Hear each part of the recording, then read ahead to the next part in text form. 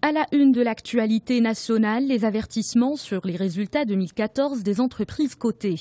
Les Échos nous en parlent en une. Après les 11 Profits Warnings annoncés en 2011, nous nous dirigeons vers un nouveau record, note le quotidien. Ces avertissements émis par les sociétés s'expliquent par des facteurs endogènes propres à chaque entreprise, mais il existe d'autres raisons. Certains secteurs seraient en difficulté selon les Échos. Si le marché boursier a enregistré une baisse de résultats due à la conjoncture internationale, certaines entreprises ont enregistré d'excellentes performances financières, commente le journal. L'économiste aborde la charge d'intérêt de la dette en 2014, une charge qui atteint plus de 27 milliards de dirhams. Le ministère des Finances lance un chantier pour restructurer la dette. Objectif, réduire son poids dans le budget, car le ministre Mohamed Boussaïd compte arbitrer librement sur le pilotage de l'endettement tout en profitant des opportunités du marché. Aujourd'hui, le Maroc titre sur la colère des centrales syndicales les plus représentatives au Royaume. Après quelques rounds de négociations, les syndicats constatent que les choses n'avancent pas au sujet d'un accord final prévu au cours de ce mois avec le gouvernement, peut-on lire dans le quotidien. 3 syndicats ont convoqué une réunion extraordinaire de leurs conseils centraux mercredi dernier.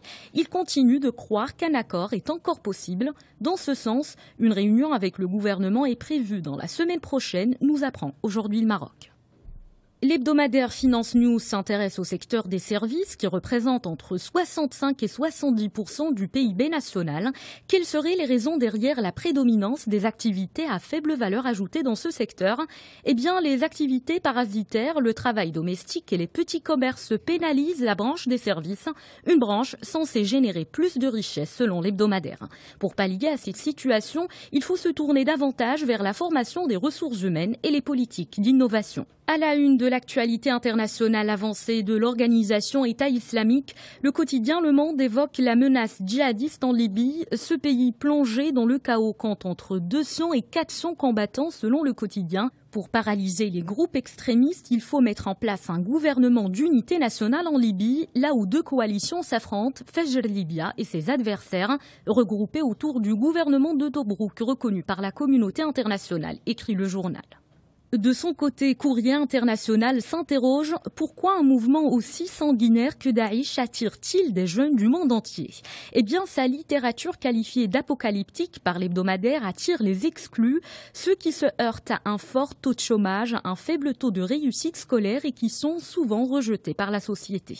À ce jour, quelques 5000 citoyens européens ont rejoint le groupe, nous apprend Courrier International. Ils viennent principalement des pays riches du nord de l'Europe. La publication parle de la mobilisation de combattants étrangers la plus rapide jamais vue. Le quotidien français Libération a préféré rappeler les défaites des djihadistes de l'organisation État islamique en Syrie, recul militaire, défection, difficultés financières. Pour le journal, l'heure n'est plus au triomphe pour les combattants de Daesh. Un mot de psychologie sur Libération pour terminer. Selon 335 études publiées depuis 3 décennies, les hommes seraient plus narcissiques que les femmes. Ces recherches ont porté sur plus de 470 000 personnes. Comparativement aux femmes, les hommes montrent davantage d'assurance et de désir de pouvoir. Ils ont également tendance à revendiquer certains privilèges. En revanche, aucune différence n'a été constatée dans les tendances exhibitionnistes. Autrement dit, nous avons tous besoin d'être admirés.